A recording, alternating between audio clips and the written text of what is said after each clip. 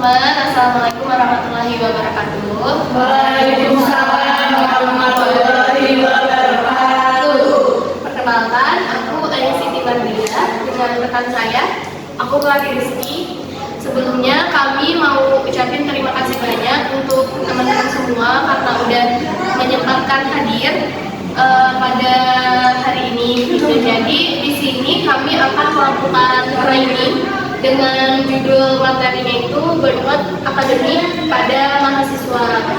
Nah, jadi tujuan dari diadakannya training ini adalah setelah mengikuti training ini, peserta dapat mengatur skala prioritas untuk meningkatkan efisiensi dan produktivitas sehingga mampu menyeimbangkan kehidupan pribadi dan akademis dengan baik dan dapat mengurangi tekanan-tekanan yang berlebihan. Ada pembukaan dibuka oleh teman saya, lalu ada perkenalan diri, lalu selanjutnya nanti akan ada pretest, selanjutnya akan ada pemaparan materi, lalu ada ice breaking, dan yang terakhir adalah sharing sesi. Oh iya, dan terakhir nanti ditutup dengan post test.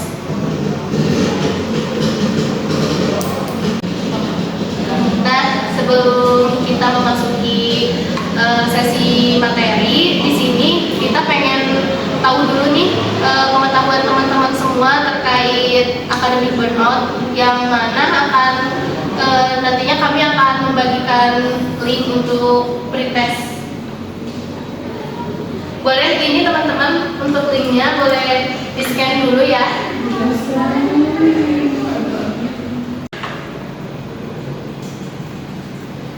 Nah, ini apa ini?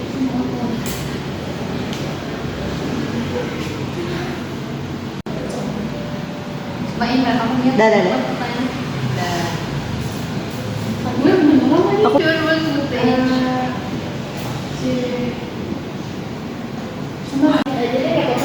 Jawabannya sama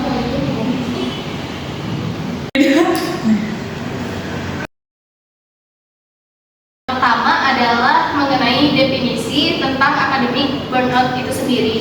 Nah, burnout ini berasal dari kata kelelahan atau kegagalan sebagai akibat dari tuntutan berlebihan pada kekuatan seseorang. Di sini kami mengambil 3 teori mengenai penjelasan tentang academic burnout ini. Yang pertama adalah ada definisi dari yang pada tahun 2004, di mana academic burnout ini adalah suatu kondisi yang ditandai dengan kecenderungan depersonalisasi, kelelahan emosional, dan sentimen keberhasilan pribadi yang buruk. Kemudian definisi kedua ada dari Nur Fitriani pada tahun 2020, di mana didefinisikan sebagai suatu kondisi di mana individu mengalami kelelahan baik secara fisik, mental maupun emosional yang ditandai dengan sikap menghindar dari lingkungan serta mengungkit penilaian diri yang benar. Dan yang definisi yang terakhir ada dari Muna pada tahun 2013, di mana didefinisikan sebagai kondisi mental seseorang, khususnya mahasiswa, dia itu mengalami kebosanan untuk melakukan aktivitas belajar, dan kebosanan tersebut membuat motivasi belajar mahasiswa menurun serta menimbulkan adanya rasa malas yang besar sehingga terjadinya penurunan prestasi belajar. Ada 3 aspek dari penyebab terjadinya academic burnout itu, mulai dari kelelahan emosional, terus sinisme, sama yang terakhir itu ada penurunan penghargaan pada diri individu. Nah, yang pertama itu adalah kelelahan emosional, di mana apabila mengamati pada aspek kelelahan emosional ini dapat terjadi karena disebabkan oleh tuntutan penugasan dari dosen yang dirasa berlebihan atau melebihi kemampuan diri daripada individu tersebut gitu. Jadi sehingga si individu tersebut tuh merasa stres. Kemudian penyebab yang kedua itu adalah sinisme, di mana sinisme ini tuh diakibatkan oleh diri dia sendiri gitu, karena ketidakacuhan dia terhadap. Tiga ini adalah penurunan penghargaan pada diri individu. Nah, aspek ini digambarkan seperti melemahnya kepercayaan diri dan keyakinan yang menimbulkan menimbulkan kehilangan minat individu tersebut untuk mengerjakan kewajibannya, yang mengarah pada menurunnya keinginan dalam berkompetensi, terus ketidakinginan untuk menjadi sukses, dan meningkatnya ketidakefektifan pada diri individu. Ada 3 aspek dari penyebab terjadinya akademik burnout itu, mulai dari kelelahan emosional, terus sinisme, sama yang terakhir itu ada penurunan penghargaan pada diri individu. Nah, yang pertama itu adalah kelelahan emosional, di mana apabila mengamati pada aspek kelelahan emosional ini dapat terjadi karena disebabkan oleh tuntutan penugasan dari dosen yang dirasa berlebihan atau melebihi kemampuan diri daripada individu tersebut gitu. Jadi sehingga si individu tersebut tuh merasa stres. Kemudian penyebab yang kedua itu adalah sinisme, di mana sinisme ini tuh diakibatkan oleh diri dia sendiri gitu, karena ketidakacuhan dia terhadap yang menimbulkan kehilangan minat individu tersebut untuk mengerjakan kewajibannya. Tiga ini adalah penurunan penghargaan pada diri individu. Nah, aspek ini digambarkan seperti melemahnya kepercayaan diri dan keyakinan yang mengarah pada menurunnya keinginan dalam berkompetensi, terus ketidakinginan untuk menjadi sukses. Ini adalah gejala dari burnout akademik. Nah, tadi kan dari pretest yang udah dibagiin itu ada yang menjawab kalau misalkan gejala ketika burnout itu adalah pusing atau mual. Nah, benar banget, itu merupakan salah satu dari gejala burnout. Nah, menurut Portnoy pada tahun 2011 itu membagi gejala burnout akademik itu menjadi 5 jenis. Yang pertama itu ada aspek kognitif, lalu emosional, perilaku, spiritual, dan yang lain adalah somatik. Untuk aspek kognitifnya itu seperti menurunnya konsentrasi, apatis, terus keasikan dengan trauma. Lalu yang selanjutnya gejala emosional seperti ketidakberdayaan, kecemasan, rasa bersalah, dan juga kesedihan, bahkan sampai depresi. Lalu selanjutnya gejala burnout yang ketiga itu adalah perilaku, di mana seseorang itu mungkin menarik diri dari lingkungannya, moody, kurang tidur, mimpi buruk, dan juga perubahan pada nafsu makan. Lalu gejala burnout yang spiritual itu seperti contoh seseorang mulai mempertanyakan makna hidupnya, bagaimana hilangnya tujuan, dan juga kehilangan iman atau skeptisisme. Lalu gejala burnout yang terakhir adalah gejala somatik, di mana gejala somatik ini lebih kepada gejala fisiknya seperti berkeringat, detak jantung cepat, lalu kesulitan bernafas, sakit dan nyeri, dan bahkan pusing. Dan meningkatnya ketidakefektifan pada diri individu. Dijelasin ya, mulai dari definisi hingga gejala-gejala yang mungkin timbul gitu. Nah, apa sih dampak dari burnout akademik ini? Nah, dampaknya itu adalah adanya prokrastinasi akademik. Prokrastinasi akademik itu tuh didefinisikan sebagai sebuah perbuatan untuk mengabaikan atau mengacukan gitu kewajiban dia sebagai mahasiswa untuk mengerjakan apa yang menjadi tugasnya gitu. Jadi mahasiswa tersebut karena mengalami akademik burnout, jadi dia tuh lebih memilih untuk melakukan aktivitas-aktivitas lain yang dia anggap lebih menyenangkan gitu, sehingga mengabaikan kewajibannya sebagai mahasiswa. Nah, bahkan kalau akademik burnout ini tidak diatasi dengan segera, takutnya akan melakukan sesuatu yang tidak diinginkan gitu. Seperti mungkin teman-teman juga di sini tahu gitu, beberapa kasus-kasus minggu-minggu kebelakang gitu, ada yang mahasiswa yang stres karena kelelahan tugas atau bahkan sampai mengalami depresi dan bahkan bunuh diri gitu. Nah, sih untuk permasalahan tersebut gitu. Jadi nanti kita lebih ke sharing session aja gitu. Ini mungkin boleh di estafet deh.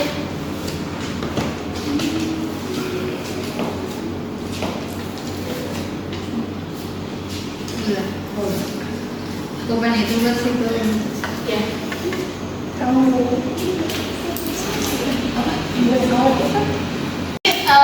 Sesi kita kali ini adalah brainstorming, di mana nanti kita akan mengungkapkan gitu permasalahan-permasalahan yang teman-teman rasain gitu selama menjadi mahasiswa gitu. Nah, nanti setelah mengisi kita nanti diharapkan teman-teman juga dapat memberikan solusi gitu, solusi. Anjay, siapa tadi joget? Kita pikir Masih cepat itu nulis. Oh, yang aku juga boleh sih nulis. Kamu ngapain dulu?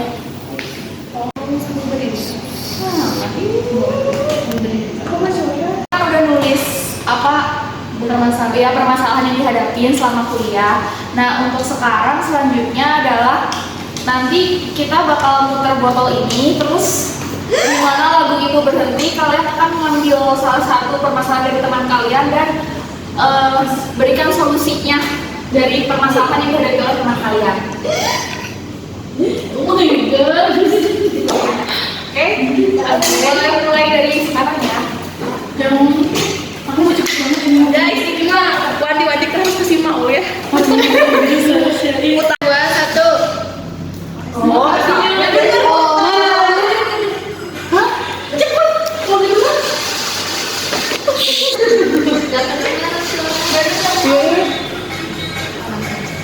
Abis itu nanti aku bilang stop aja.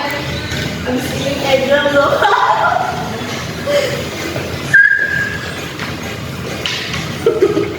Lama nih. Biasanya gitu gak sih? Nanti saya perasaan. Ih, punya sendiri demi aku loh. Aku mau aku aja buat solusi buat aku. Gak ada, woy.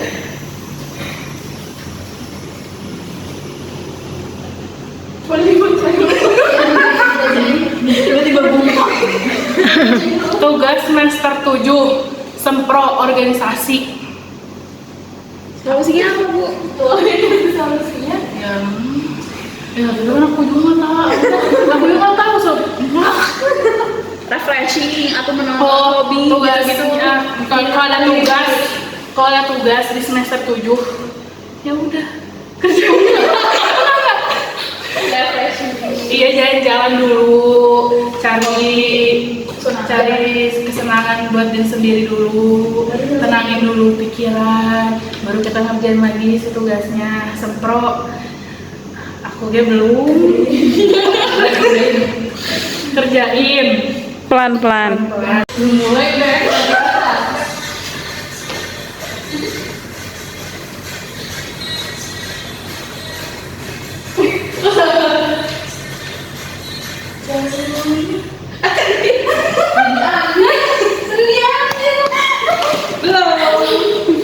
sengaja nih si Ai bukan tapi itu faktornya. Oke. Langsung dibaca aja. Ya. Waktu KKN, stres mikirin program yang akan dijalanin. Susah cari program yang cocok buat desa dan anggaran terbatas. Wow, sulit ya. Mencari Apa apa? solusi? Mencari mana? Gak apa-apa kalau misalnya bisa cerita. Kalau menurut aku solusinya itu diskusi sama teman-teman yang lain buat cari-cari lagi program yang kira-kira cocok buat dijalanin pas lagi KKN. Mungkin bisa search juga KKN yang sebelum-sebelumnya pernah ada gitu, bisa dilanjutin lagi programnya. Terus anggarannya terbatas, itu sih minta duit ya ke dosen. Oh iya, nggak ada solusinya buat itu. Thank you. Oke, sekarang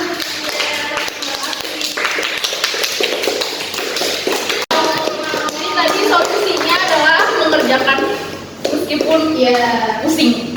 ya dan pintar-pintar ngebagi waktu. Ya udah sharing sesi sama teman-temannya, dan tadi juga ada permasalahan seperti sempro, terus juga tugas semester 7. Nah, tadi juga si teman kalian Maul udah memberikan solusinya nih, misalkan mencari kesenangan dulu, lalu mengerjakan meskipun pelan-pelan. Nah, sekarang aku akan menjelaskan lebih lanjut mengenai strategi dalam menghadapi burnout ini. Nah, caranya yang pertama itu adalah penghindaran kognitif. Nah, merujuk pada upaya kognitif ini adalah untuk menghindari dan berpikir secara realistis tentang suatu masalah. Jadi ketika teman-teman nih dihadapi oleh masalah dan membuat pusing, mungkin teman-teman juga bisa berpikir dulu, berpikir realistis dulu supaya kalian tuh menemukan solusi dari permasalahan yang dihadapinya. Lalu yang kedua adalah penerimaan. Penerimaan ini adalah untuk bereaksi terhadap masalah dengan cara menerima masalah tersebut. Terus yang ketiga adalah mencari kegiatan alternatif. Seperti tadi Mau udah memberikan solusi. Misalkan kalian lagi pusing dengan tugas, mungkin kalian bisa mencari kegiatan dulu seperti main atau mencari kesenangan dulu. Nah, perilaku itu untuk terlibat dalam kegiatan pengganti dan menciptakan sumber-sumber pengganti dan menciptakan sumber pengganti atau kegiatan tertentu supaya kalian nantinya itu mencapai kepuasan dan kalian memiliki semangat lagi untuk menjalani atau mengerjakan tugas-tugas. Lalu yang terakhir adalah melepaskan emosi. Untuk melepaskan emosi ini adalah merujuk pada usaha perilaku untuk mereduksi atau meredakan ketegangan melalui ekspresi perasaan-perasaan negatif kalian. Oke, selanjutnya adalah cara untuk mengatasi ya. Cara untuk mengatasi burnout itu adalah dengan cara teman-teman menentukan skala prioritas teman-teman dengan cara membuat tabel skala prioritas seperti ini, kayak gini. Kelihatan nggak? Nah, di sini di kuadran 1 itu adalah kegiatan yang lebih penting dan lebih mendesak. Itu ditaruh di kegiatan yang sekiranya lebih penting dan lebih mendesak itu ditaruh di kuadran 1.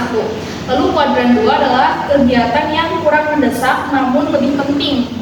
Lalu kuadran 3 adalah masalah lebih mendesak dan kurang penting. Lalu kuadran terakhir adalah masalah yang sekiranya itu kurang mendesak dan dinilai kurang penting untuk dikerjakan. Jadi pekerjaan yang dilakukan lebih dahulu adalah pekerjaan atau kegiatan yang berada di kuadran pertama.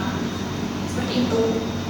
Apakah bisa dimengerti teman-teman? Teman, sebetulnya itu adalah materi terakhir gitu yang bisa kita sampaikan gitu. Tapi untuk mengakhiri sesi pada hari ini, kita mau mengadakan ice breaking dulu nih, sebentar gitu.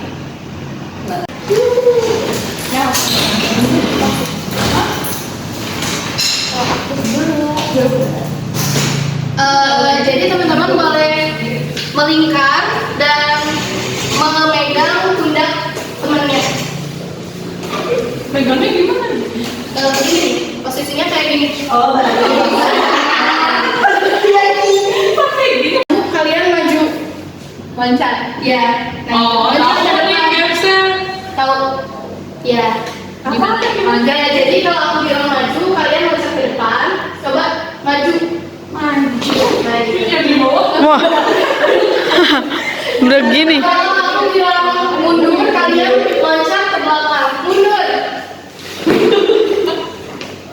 Kalau aku bilang balik kiri, kalian balik kiri. Sambil loncat gitu. Balik kiri berarti loncatnya menghadap ke kiri. Oke. Maju. Maju. Maju. Maju. Mundur. Maju. Mundur. Balik kanan.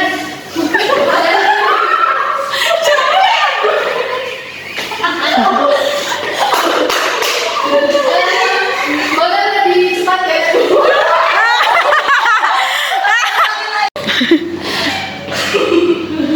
Maju. Maju. Maju.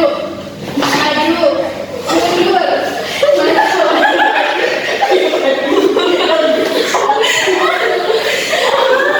Oke, mungkin sekian aja training dari kita. Semoga apa yang kita sampaikan ini bermanfaat untuk teman-teman. Dan selanjutnya dari aku dan Ayu mengucapkan terima kasih banyak. Terima kasih banyak ya. Sama-sama.